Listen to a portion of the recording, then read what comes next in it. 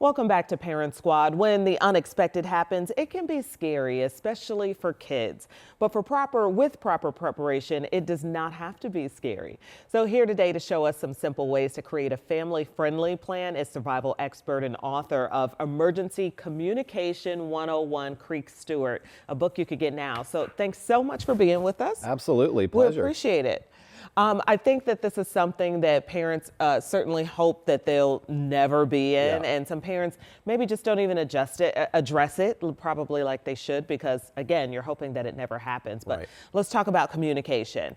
Just be a great way to teach kids how to communicate off the grid and have some fun while learning. If we can twist it to not being so doom and gloom, but making sure our kids are prepared, I feel like that's probably the best way to do it. And that's the real key, is that the first time a kid is having conversations or handling survival and disaster preparedness stuff, it shouldn't be in the midst of a disaster, right? Yeah. So we want to have these conversations in advance so that they don't have anxiety and fear when it's really happening, because disasters do strike. Natural disasters all the time. Yes. How do you have this conversation again without striking fear, but also still making sure that your kids are prepared and also listening to you? Well, the great thing is that in most disaster preparedness topics, they're just really kid-friendly things. They're literally like building pillow forts and using walkie-talkies to communicate and packing survival backpacks and turning the lights out and cooking over a fire. So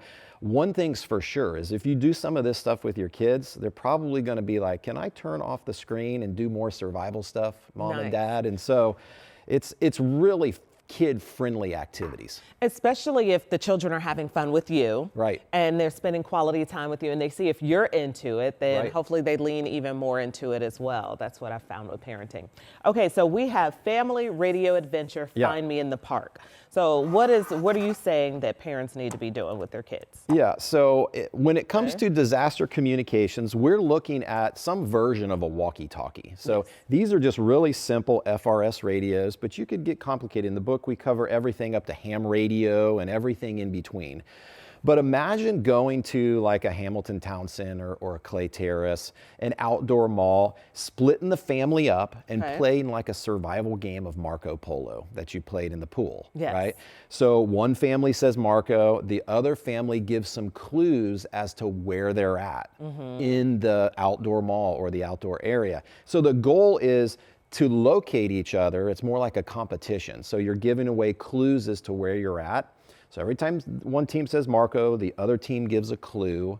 And it's just a really great way to get kids using radios instead of cell phones, because in disasters, cell phones, email, and text, they're wiped out. They're one of the first things that are wiped out. And my goodness, this generation doesn't know what to do without a cell phone, kids or adults. And so they learn how to turn it on. They learn how to change channels. They learn how to talk back and forth, radio etiquette, using call signs and things like that. And so it's a really awesome way to familiarize a kid or your kids with off-grid radio communications, just in case you ever actually had to use them. Yes, and of course, God forbid that you ever do, but it's about being safe and prepared and smart, not about being scared or silly.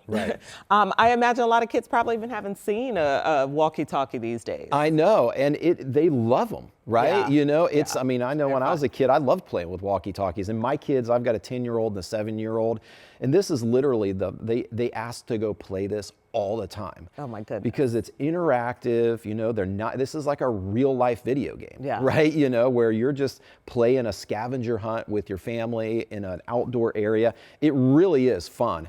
And where did you get these? I mean, we can just get them Amazon or a sporting goods store. Absolutely, either place. So these are really basic. These are FRS radios. They're the most basic communication tool, but they're great for kids to learn. And they're great for any family to have. Like if you want to keep in touch with your neighborhood in a cul-de-sac, and oh, that's cool. the grid's down, and you want to be able to talk to a neighbors a few houses down. These are perfect for that. Well, remember the next door neighbor that you would used to have 2 cans and right. the string would go across? Well, okay, here's another way There to you do go. it, which is There you go. really, really cool. Maybe they could start waking each other up for breakfast in school and all that stuff.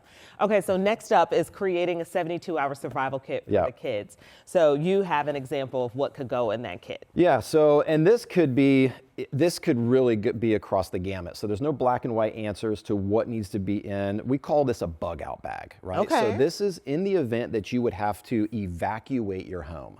Okay. Okay, so a large scale disaster strikes, and sometimes there's a mandatory evacuation, and you just kind of got to grab a kit and head out the door. So that's called a bug out bag, a 72-hour disaster survival kit. So we want kids to have conversations about packing their own survival kit. So we want to keep it lightweight, but we want to include useful things like a sleeping bag, Okay. a bottle of water, some open and eat food like some Slim Jims, or my son loves the Mr. Beast's originals. And so then we've got some Cliff Bars. We want weather appropriate clothing. We're keeping it all lightweight, hats and gloves, extra pair of socks, t-shirt and underwear.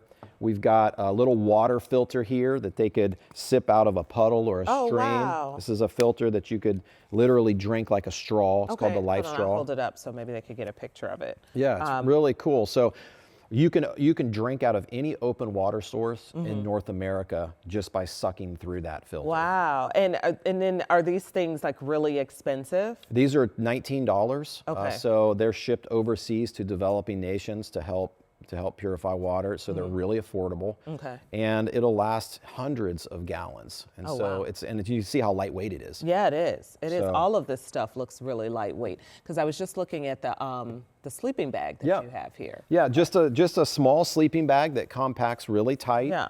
And all of it fits in this. You can see this. It's not some huge, scary looking backpack, right? Yeah. No, it's not. This is just a book bag, right? And so this is just 10, 15 pounds, but really helps kids have conversations about what to pack in their kit, and they feel like, I am contributing as a family member to this cause. I love packing a toy or their favorite stuffed animal. Yeah, depending on the age. Absolutely. Yeah, because in the midst of an evacuation, it can get a little crazy, right? And so if they have something that reminds them of home, and they've already packed this kit, they know what's in it, it can just really help reduce anxiety and fear in the midst of a crisis.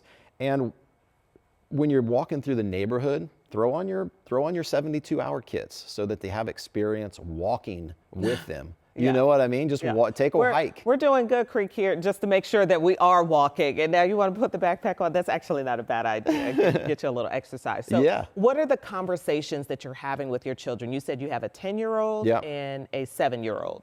A boy and a girl? Yeah.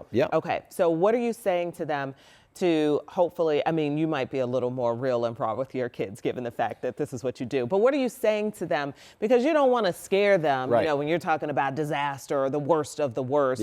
You don't want to scare them, but you do want to prepare them. So what are the words that you're using with your children? Yeah, so I don't think it's a bad thing to use the word disaster, right? So natural disasters happen all the time, and you just have to turn on the news in order to see the headlines every single week, right?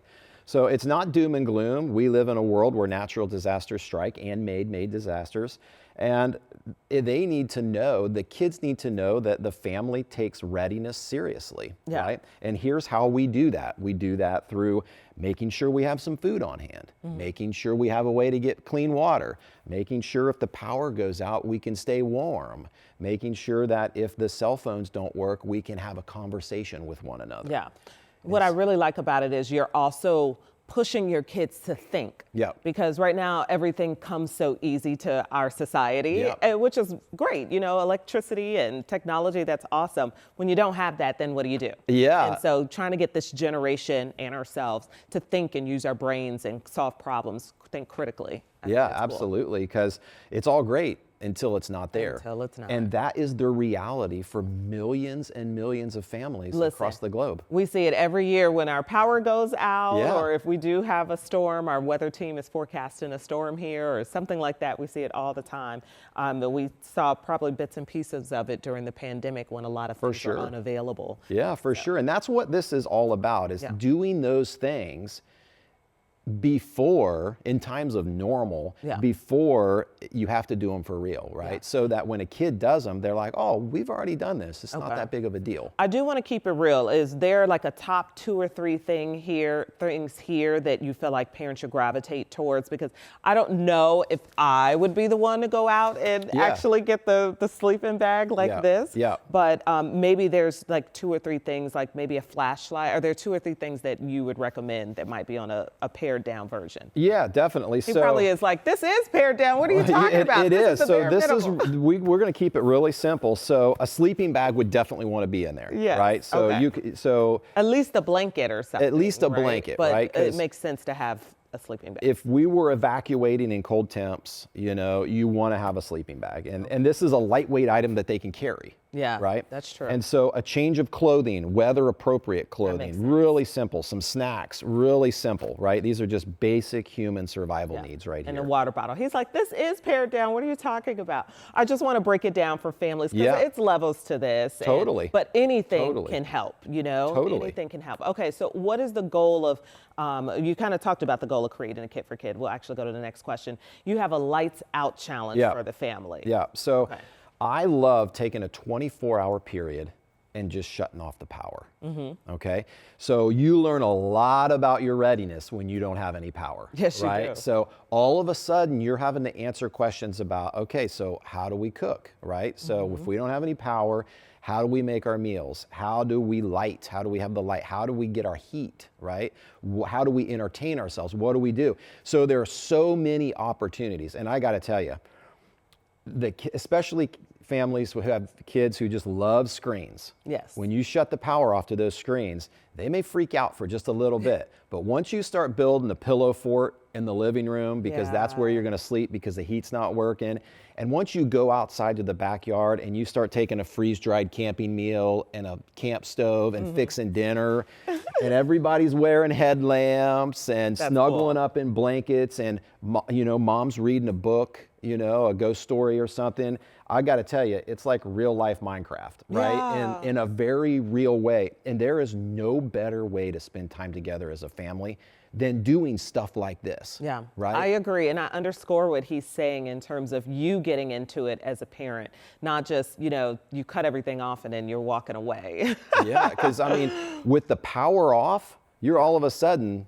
you're just face to face with your family, right? And so now what do we do, right? So, well, let's fix a meal. Let's all sleep together tonight, right? So we can stay warm. What are some other survival conversations? It also makes you appreciate those moments. And so for a lot of our children who end up being a bit privileged these days, to give them the opportunity to say, hey, not everybody has all of this, and this is what it's like. So maybe they appreciate it a little more. I don't want to gloss over these things real quick. You said freeze-dried food? Yeah, so Where do we get stuff like this? So anywhere you can buy camping supplies is going to have freeze-dried meals. So this is all you have to do is add boiling water. You just tear off the top of this pouch, add boiling water, and in just a few minutes you have a meal ready to eat. So and then what is this right here? So this is just this is just a little camp stove. Okay, we'll move it. Yep, it's just a little camp stove that we would turn on, we light it, and it's just a little portable stove so that we can boil water without using our range or our microwave. This here, and this is a little pot. And that's just a little pot to boil water in, right? Wow, so how simple it is. And you know, I would love to see your garage. Yeah,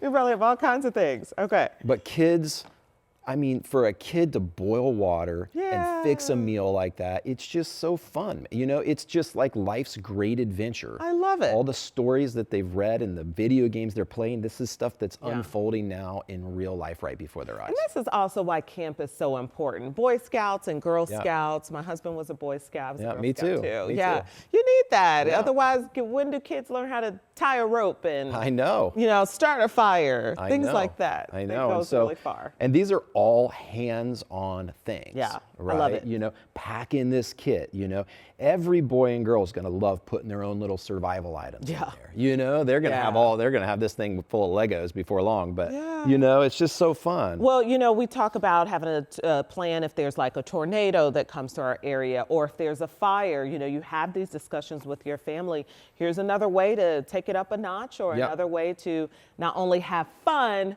but learn at the same time and actually make sure that your family is prepared and ready to go. Thank you for this, Creek. Oh, you're welcome. This is great. I appreciate it.